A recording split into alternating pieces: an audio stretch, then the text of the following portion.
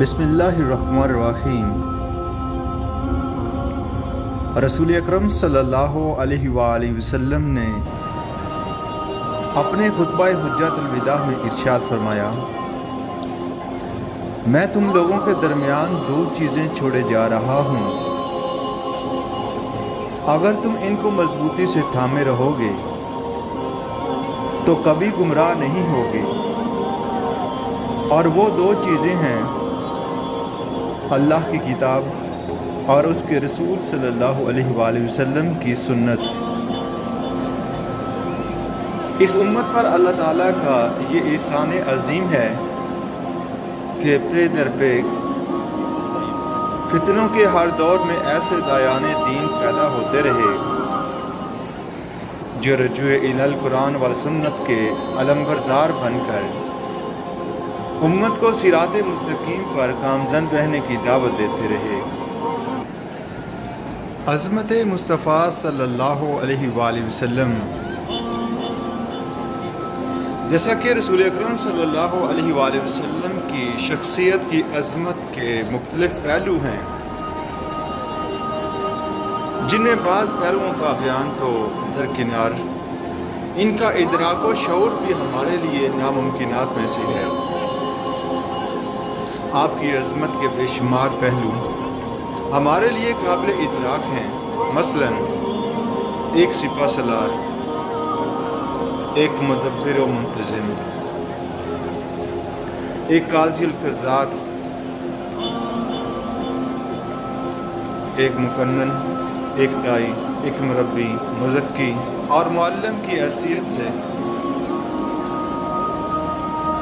آپ صلی اللہ علیہ وآلہ وسلم کے عظیم کردار کی دنیا معترف ہے۔ نبی اکرم صلی اللہ علیہ وآلہ وسلم کی عظمت بحیثیت ایک داعی انقلاب، نبی اکرم صلی اللہ علیہ وآلہ وسلم سے ہمارے تعلق کی بنیادیں، اس میں سورہ اعراف کی روشنی میں نبی اکرم صلی اللہ علیہ وآلہ وسلم سے ہمارے تعلق کی 4 بنیادوں، ایمان، توقیر و تعظیم، نصرت رسول صلی اللہ علیہ وآلہ وسلم اور اتباع قرآن مجید کی وضاحت۔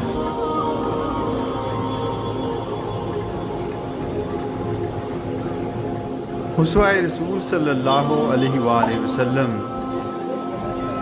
سورۃ الاحزاب کے 3 رکوع کی آیات کے درس پر مشتمل ہے۔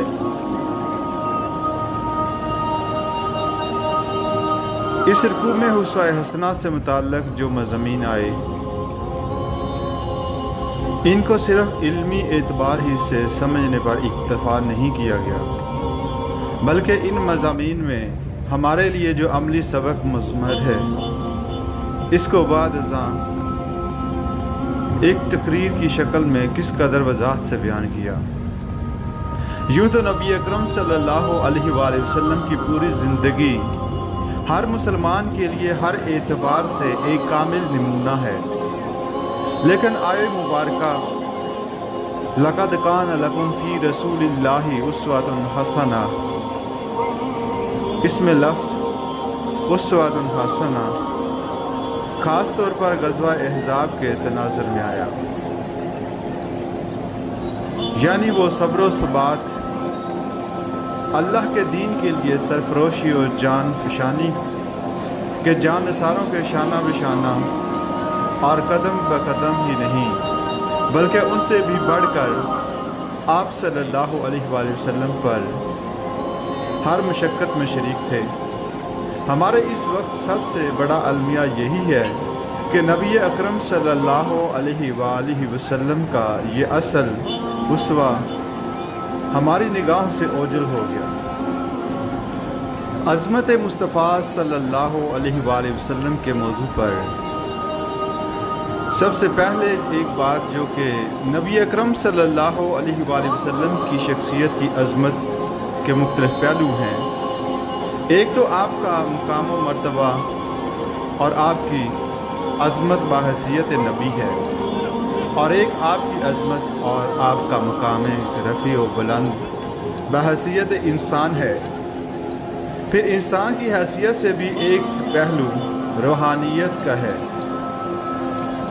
یعنی آپ صلی اللہ علیہ وآلہ وسلم کا مقام و مرتبہ روحانی اعتبار سے، اور دوسرا پہلو عام انسانی معاملات کا ہے، جن میں سے انسان اپنی زندگی کے دوران لا محالہ گزارتا ہے اور مختلف حیثیتوں سے اس دنیا میں کام کرتا ہے۔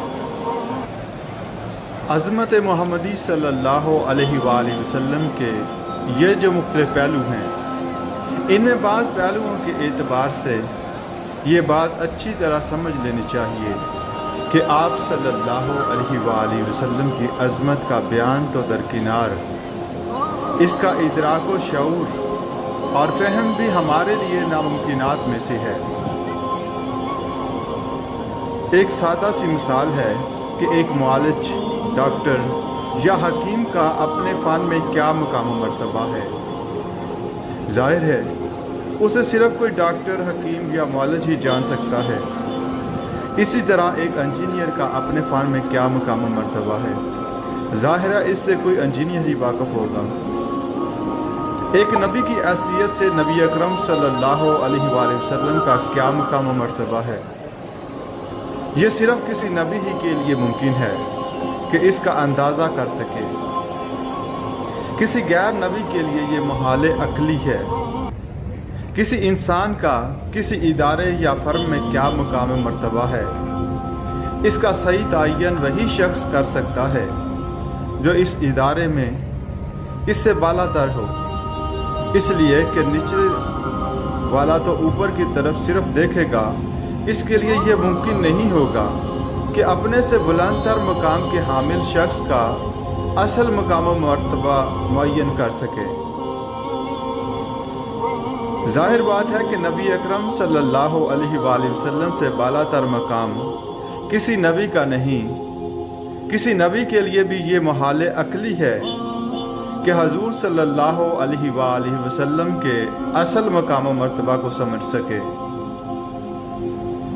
جائے کہ کوئی عام انسان اور غیر نبی حضور صلی اللہ علیہ وآلہ وسلم کے مقام کا تعین کرے، اسی طرح روحانی اعتبار سے حضور صلی اللہ علیہ وآلہ وسلم کا مقام کیا ہے، ظاہر بات ہے ہم جیسے لوگوں کے لیے اس کا ادراک و شعور ممکن ہی نہیں۔ بعض اعتبارات سے خود حضور صلی اللہ علیہ وآلہ وسلم نے اسے واضح بھی کیا کہ یہ تمہارے لیے ناممکن ہے کہ تم ان مقامات کو سمجھ سکو۔ مثال کے طور پر حضور صلی اللہ علیہ وآلہ وسلم صوم وصال رکھتے تھے۔ صوم وصال کیا ہے کہ آج روزہ رکھا، شام کو افطار نہیں کیا اور وہی روزہ رات سے گزر کر اگلے دن تک چلا گیا، اور اگلے دن شام کو افطار کیا گیا، تو یہ 2 دن کا صوم وصال ہوا، اور اگر یہی روزہ تیسرے دن تک چلا گیا تو وہ 3 دن کا صوم وصال ہوگا۔ نبی اکرم صلی اللہ علیہ وآلہ وسلم خود صوم وصال رکھتے تھے، لیکن آپ صلی اللہ علیہ وآلہ وسلم اپنے ساتھیوں صحابہ اکرام رضی اللہ تعالیٰ عنہ کو یہ روزہ رکھنے سے روکے رکھا۔ اس پر کسی صحابی نے سوال کر لیا تو آپ صلی اللہ علیہ وآلہ وسلم نے فرمایا، وَأَيُّكُمْ مِثْلِي، تم میں سے کون ہے جو میرے مانند ہو؟ انی عبیت یطعمنی ربی ویسقینی، میں تو اس حال میں رات گزارتا ہوں کہ میرا رب مجھے کھلاتا اور پلاتا ہے۔ ہمارے لیے کس طرح ممکن ہے کہ آپ صلی اللہ علیہ وآلہ وسلم کی اس شب بصری کا تصور کر سکیں جو اللہ کے ہاں ہوتی تھی؟ اس کی نوعیت اور اس کی کیفیت کیا تھی؟ وہ کھلانا اور پلانا کس نوعیت کا تھا؟ سے معلوم ہوا کہ یہ چیز ہمارے دائرے سے خارج ہے۔ بڑے سے بڑے صوفی اور بڑے سے بڑے ولی اللہ کے لیے بھی ممکن نہیں کہ حضور صلی اللہ علیہ وآلہ وسلم کے روحانی مقام کا پورا ادراک کر سکے۔ ان دونوں پہلوؤں سے جب ہماری عقلیں، ہمارا فہم اور شعور و ادراک عاجز ہے تو اس کا مفہوم یہ ہوا کہ اس کو بیان کرنے کی کوشش کرنا بھی بہت بڑی خطا ہے۔ یہ بڑی خطا کس اعتبار سے ہے؟ ایک سادہ سی مثال، کسی دیہاتی کی کوئی مشکل تھی جسے کسی شہری بابو نے حل کر دیا۔ وہ شہری شخص ڈپٹی کمشنر تھا، لیکن اس دیہاتی نے اسے دعا دی کہ خدا تجھے پٹواری بنائے، اس لیے کہ اس دیہاتی کے نزدیک تو سب سے بڑا عہدہ اور سب سے زیادہ صاحب اختیار ہستی پٹواری کی تھی، کیونکہ اس کی ذرا سی جنبش قلم سے زمین کسی اور کے نام ہو جاتی ہے اور اسی کی قلم کی جنبش سے مالیانہ معاف ہو جاتا ہے۔ اس کاشتکار اور دیہاتی سے متعلق سارے اختیارات تو پٹواری کے ہاتھ میں ہوتے ہیں۔ اسے کیا معلوم کہ پٹواری سے لے کر ڈپٹی کمشنر تک کتنے عہدے درمیان میں ہیں اور وہ شخص کس بلند مقام پر فائز ہے جسے وہ کاشتکار پٹواری بننے کی دعا دے رہا ہے۔ اگر ہم حضور صلی اللہ علیہ وآلہ وسلم کے مقامات عالیہ کو بیان کرنے کی کوشش کریں گے تو شدید خطرہ ہے کہ ہم حضور صلی اللہ علیہ وآلہ وسلم کی توہین کے مرتکب ہو جائیں، اس لیے کہ آپ صلی اللہ علیہ وآلہ وسلم کے مقام کا کما حقہ بیان ممکن نہیں، اور جب کما حقہ بیان ممکن نہیں ہے تو ہم اپنے تصور کے مطابق بیان کریں گے جو حضور صلی اللہ علیہ وآلہ وسلم کے اصل مقام و مرتبہ سے بہت کمتر ہوگا، اور اسی کا نام توہین ہے۔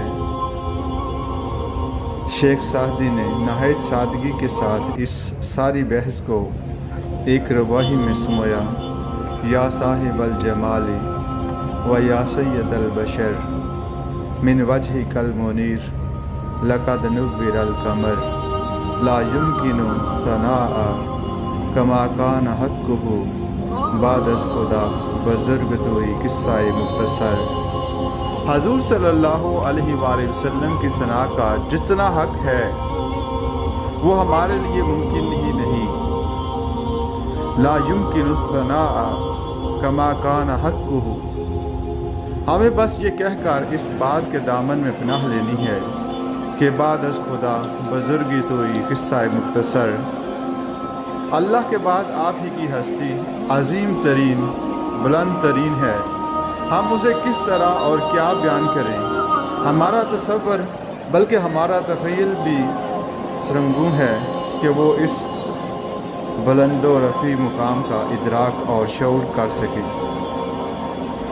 اسی بات کو مرزا غالب نے نہایت خوبصورت انداز میں بیان کیا کہ ہم نے حضور صلی اللہ علیہ وآلہ وسلم کی نعت و ثنا کو اللہ تعالیٰ کے حوالے کر دیا، ہم اس کی کوشش ہی نہیں کرتے، اس لیے کہ وہی ذات پاک ہے جو محمد رسول اللہ صلی اللہ علیہ وآلہ وسلم کے اصل مقام و مرتبہ سے واقف ہے۔ عظمت مصطفیٰ صلی اللہ علیہ وآلہ وسلم کے قابل ادراک پہلو دو اعتبارات سے ان حضور صلی اللہ علیہ وآلہ وسلم کی عظمت اور آپ کے مقام و مرتبہ کو اپنے بیان کے دائرے سے بلند و بالا، برتر، اعلیٰ و ارفع اور اس اعتبار سے خارج قرار دیا۔ ہماری سمجھ میں حضور صلی اللہ علیہ وآلہ وسلم کی عظمت کا جو پہلو آ سکتا ہے وہ ہے آپ کی عظمت بحیثیت انسان، لیکن اگر اس کا بھی تجزیہ کریں تو بحیثیت انسان بھی آپ کی عظمت اس کے بے شمار پہلو ہیں۔ حضور صلی اللہ علیہ وآلہ وسلم کی حیثیت اور آپ کا مرتبہ و مقام بحیثیت ایک سپہ سالار کیا تھا؟ بڑے بڑے فوجی جرنیلوں سے پوچھئے، کہ محمد رسول اللہ صلی اللہ علیہ وآلہ وسلم نے مختلف غزوات میں جو جنگی حکمت عملی اختیار فرمائی، اس میں آپ نے کس مہارت کا ثبوت دیا؟ حالانکہ جنگ بدر سے پہلے آپ نے کسی جنگ میں حصہ نہیں لیا تھا۔ جنگ بدر سے پہلے آپ صلی اللہ علیہ وآلہ وسلم نے صرف چند مہمات میں شرکت کی، باضابطہ جنگ کی نوبت ہی نہیں آئی۔ لیکن دنیا دھنگ ہے کہ جنگ کی مہارت اور اس حکمت عملی کو مرتبہ معین کرنے میں آپ نے کس درجے صلاحیت و قابلیت کا ثبوت دیا۔ پھر کسی سے صلح کرنی ہوتی تو صلح کی گفت و شنید، نیگوشیشن، آپ نے کس مہارت، کیسی واقفیت اور کیسی اہلیت کا مظاہرہ فرمایا؟ صلح حدیبیہ ہو، میثاق مدینہ ہو، یا اس سے بھی پہلے یثرب کے مختلف طبقات کو آپس میں جمع کرنے کے لیے آپ صلی اللہ علیہ وآلہ وسلم نے جو معاہدہ فرمایا، ان معاہدات کا مطالعہ کریں، عقل دھنگ رہ جائیں گے۔ ایک قاضی القضات کی حیثیت سے آپ صلی اللہ علیہ وآلہ وسلم کا مقام کیا ہے؟ آج بھی اس دنیا میں قضاء کے جوڈیشری کے سلسلے میں جس قدر اصول اختیار کیے گئے ہیں، وہ سب کے سب محمد رسول اللہ صلی اللہ علیہ وآلہ وسلم کے عطا کردہ ہیں۔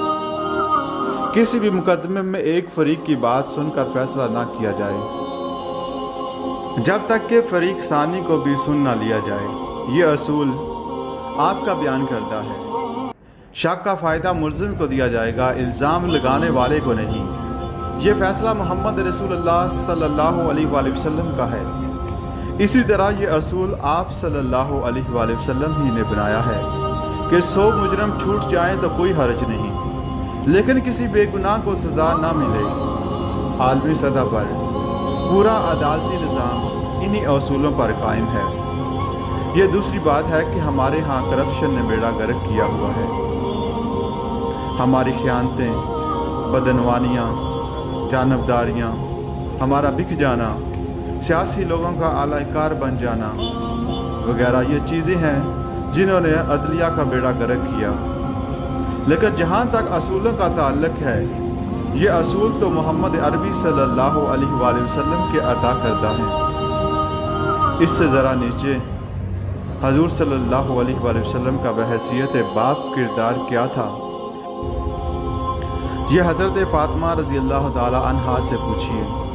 حضور صلی اللہ علیہ وآلہ وسلم کا بحیثیت شوہر کردار کیا تھا، آپ کی کیا عظمت تھی، یہ حضرت عائشہ، حضرت حفصہ، حضرت ام سلمہ رضی اللہ تعالی عنہا سے پوچھیے۔ پھر یہ کہ ایک داماد ہونے کے اعتبار سے آپ صلی اللہ علیہ وآلہ وسلم کا کیا کردار تھا، یہ حضرت عمر و ابو بکر رضی اللہ تعالیٰ عنہ سے پوچھیے۔